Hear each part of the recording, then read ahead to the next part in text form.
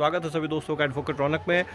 Finally बहुत लंबे इंतजार के बाद एलएलबी बीएलएलबी में एडमिशन लेने वाले बच्चों का जो है इंतजार खत्म हुआ। पाटलिपुत्रा यूनिवर्सिटी के ऑफिशियल वेबसाइट पर जो है वो फॉर्म आ चुका है, एडमिशन फॉर्म। ये बहुत अच्छी बात है और मैं इस विषय में कुछ एक डिटेल वीडियो इसलिए बना दिया है मैंने इस वीडियो को, ताकि आपको एक बार इस वीडियो को देख लेने से आपका कुछ कॉन्सेप्ट भी क्लियर हो जाएगा और साथ ही में आप कुछ गलती बिल्कुल ना करें। अब अगर आपको एडमिशन लेना है तो कुछ गलती आप ना करें, इसलिए मैंने सोचा कि एक बार आप लोगों से रूबरू हो जाया जाए। पहली बात तो ये है कि मैंने इस विषय में और वीडियो इस बीच में इसलिए नहीं बनाया क्योंकि यूनिवर्सिटी से हमें जो इन्फॉर्मेशन मिलता है वो झूठा साबित हो जाता है। खुद उनका एग्जामिनेशन कंट्रोलर और खुद उनका रजिस्ट्रार ही आपस में कंफ्यूज रहते हैं। वही एक आदमी कुछ बोल रहा होता है, दूसरा आदमी कुछ बोल रहा होता है। इस चक्कर में हम लोग झूठे साबित हो जाते हैं। तो मैं नहीं चाहता था कि मैं गलत फलत थंबनेल लगा लगा के वीडियो बनाता रहूं और आप लोगों को गुमराह करता रहूं। तो अब जब ये तारीख आ गया है तो कुछ बातों पर आप लोगों को ध्यान देना है। पहली बात तो एक अच्छी बात है कि इंट्रेंस से शायद इस बार आप लोग बच रहे हैं। हालांकि पीपीयू नोटिफिकेशन आउट करने के बाद फिर उसको कैंसिल करके नया नोटिफिकेशन आउट करने में माहिर रहा है। इस तरह की प्रक्रिया उसकी रही है। लेकिन पिछले बार भी जो है मार्कशीट पर ही जो है वो एडमिशन प्रोसेस हुआ था और इस साल भी यही होगा। और इस साल जो है वो जो बीएलएलबी के स्टूडेंट हैं उनको जो 12 का उनका मार्क्स होगा, जो इंटरमीडिएट का मार्क्स होगा उसके आधार पे, और एलएलबी के जो स्टूडेंट होंगे उनको ग्रेजुएशन में जो मार्क्स होगा उसके आधार पे जो है उनको कॉलेज मिलेगा। लेकिन इसमें जो है जिन जिन बच्चों को रिजर्वेशन मिला हुआ है उनको उसमें कुछ ना कुछ छूट मिलेगा, जैसे कि मिलता ही है। अब आपको किन बातों पे ध्यान देना है? पहली बात तो आपको इस बात पे ध्यान देना है कि अब आप शांति से ये सोचिएगा कि आपको कौन सा कॉलेज चाहिए, किस कॉलेज में आप एडमिशन लेंगे। तो दो बातें जो आप वहाँ पर जब फॉर्म भर रहे होंगे तो बिल्कुल दिमाग में रखिएगा कि उसमें गलती ना हो। एक कि अपना मार्कशीट आगे पीछे मत चढ़ा दीजिएगा। ये नहीं कि 48% मार्क्स है, 47 पॉइंट कुछ कर दिए, 49 कर दिए। जो आपका डॉक्यूमेंट पे आपका मार्कशीट है बिल्कुल उसी को चढ़ाइएगा, उसमें गलती मत कीजिएगा। दूसरी गलती मत कीजिएगा अपने कास्ट कैटेगरी के ऑप्शन में, कास्ट कैटेगरी वाले ऑप्शन को चुनते समय में इस सब चीज़ों को, क्योंकि हर बार बच्चे कुछ ना कुछ गलती कर देते हैं फॉर्म भरने में, फिर बाद में परेशान होते रहते हैं।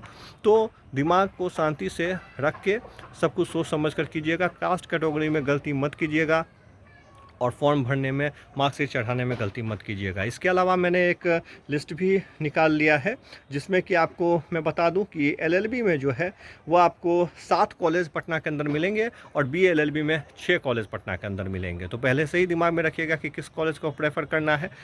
इसमें आपको आरपीएस में 300 सीट है। एलएलबी की मैं बात कर रहा हूँ, बीएलएलबी आरपीएस में नहीं पढ़ाया जाता है। मैं पहले एलएलबी की बात करता हूँ। आरपीएस में 300 सीट है। BIL Bihar institute of law में 180 सीट है। हिमालय में 120 सीट है। एमजीएम कॉलेज में 60 सीट है। अंबेडकर कॉलेज में 60 सीट है। इम्पैक्ट में 60 सीट है और डॉक्टर अशोक गगन कॉलेज है उसमें भी 60 सीट है। ये एलएलबी की मैं बात कर रहा हूँ। बीएलएलबी में आपके पास 6 ऑप्शन है। बीआईएल आपका ऑप्शन है बिहार इंस्टीट्यूट ऑफ लॉ, उसमें 120 सीट है। हिमालय में 120 सीट है। एमजीएम में 60 सीट है।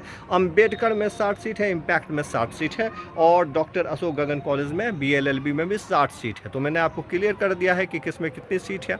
अब आप किस कॉलेज को प्रेफर करें ये आप पे डिपेंड करता है। साथ में भी इस पर भी डिपेंड करता है कि आपका मार्कशीट क्या है ग्रेजुएशन में या +2 में।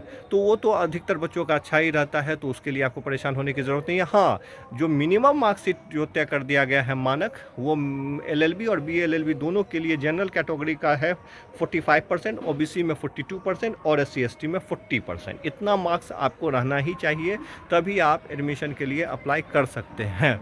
तो ये सारी बातें मैंने आप लोगों को बहुत डिटेल में बता दी है।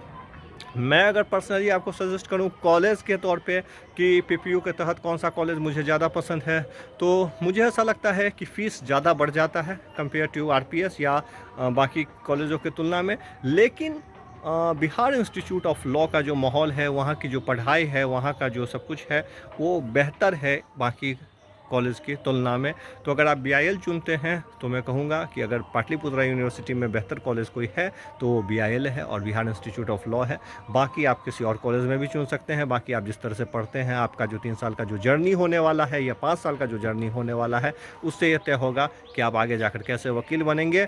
लेकिन जो स्टार्टिंग की बात मैंने की है वो मैंने यही कहा है कि बीआईएल। एक बात मैं और कहने वाला हूँ, क्योंकि आप लोग एलएलबी में एडमिशन लेने ही वाले हैं, बीएलएलबी में एडमिशन लेने ही वाले हैं, तो मैं आप लोगों से ये कहता हूँ कि अगर आपके पास पैसे की बहुत कमी नहीं है। जहाँ आप बीआईएल में और अन्य लॉ कॉलेजों में एलएलबी के कोर्स में 2 लाख 2.5 लाख देंगे, बीए एलएलबी में 3 साढ़े 3 लाख 4 लाख तक देंगे, उसमें अगर आपको ज़्यादा कुछ पैसा दे के अगर आप पढ़ सकते हैं तो मैं आपको सजेस्ट करूँगा कि अमेठी लॉ यूनिवर्सिटी जो है, जो कि गोला रोड पे है पटना में, वो इन सभी कॉलेजों के तुलना में और बिहार के अन्य लॉ कॉलेजों की तुलना में बहुत बेहतर कॉलेज है।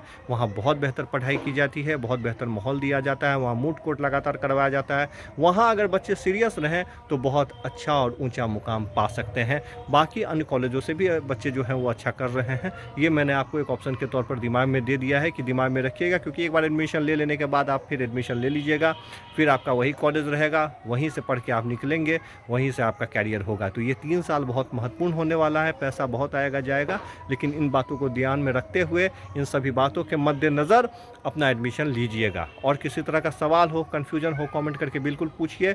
फॉर्म भरने में जल्दबाजी मत कीजिएगा, उसके बाद फिर आप तनाव में आ जाते हैं, टेंशन में आ जाते हैं। फॉर्म बिल्कुल सोच समझ कर भरिएगा। अपना नाम, अपना डेट ऑफ बर्थ, ये सब, मेल, अपना मोबाइल नंबर, वही सब दीजिएगा जो ज़िंदा हो, जो कि मर ना गया हो। और मैंने आपको पहले भी कहा है कि मार्कशीट, कास्ट कैटेगरी, इस सब में बिल्कुल भी गड़बड़ मत कीजिएगा। ये सब ठीक से भरिएगा। और किसी तरह का कोई कन्फ्यूजन हो, हमें कमेंट करके ज़रूर सवाल करें। और आगे के जीवन के लिए शुभकामना। जय हिंद।